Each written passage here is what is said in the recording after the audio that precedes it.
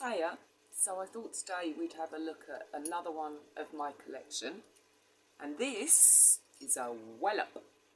I love that word, Wellep. I've really got to get out more.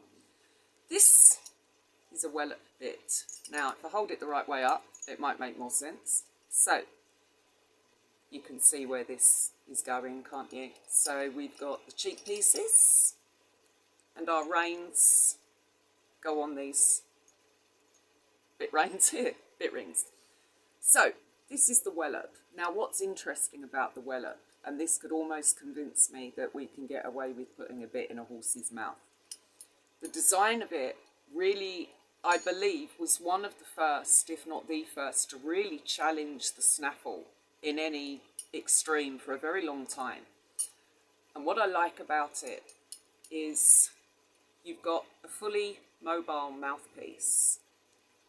You've got this, yes, it is a break in the mouthpiece. It is a joint technically, I guess, but there is no joint to grind up into the roof of the mouth or drive down into the tongue. So you can see how that would already offer more comfort to the horse.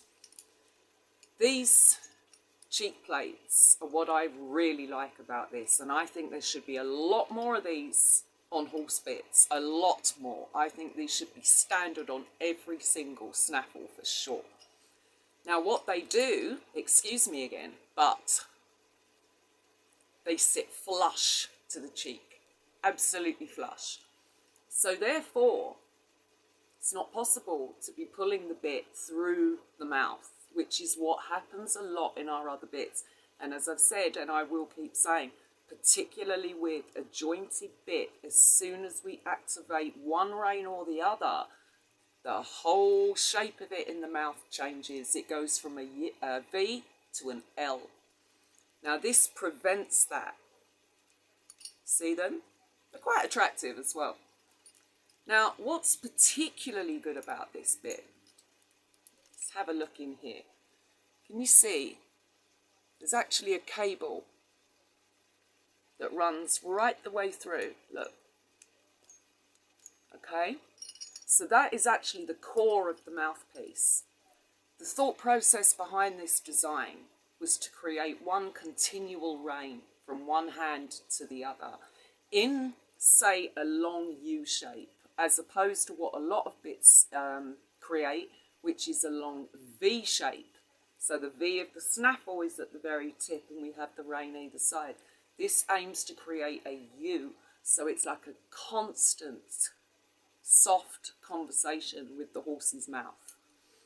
Now, I think these are really quite a valuable bit. I think a lot of horses would be a lot happier in these than some of the traditional mouthpieces that we have. That's not to say that everyone should run out and get one. It really depends on what your horse is doing, how you are doing with your horse, the shape of its mouth, what really triggers it, etc., etc. So it's just not that plain and simple. However, in terms of having useful equipment in the tack room, I would opt for one of these every single time because they allow a soft feel while addressing a lot of the issues that our standard bits present, i.e.